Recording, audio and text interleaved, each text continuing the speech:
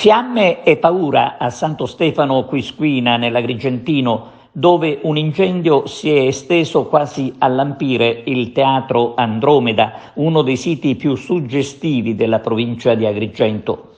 La situazione, dice il sindaco Francesco Cacciatore, in un primo momento sembrava si potesse gestire facilmente, ma le fiamme che si sono propagate creando panico e pericolo sono state spente solo con l'intervento dei Canadair.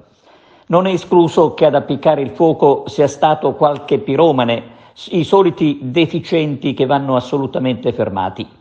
L'arcivescovo di Agrigento, Alessandro Damiano, ha espresso vicinanza alla comunità di Santo Stefano Quisquina e gratitudine verso tutti coloro che hanno contribuito a fronteggiare le fiamme.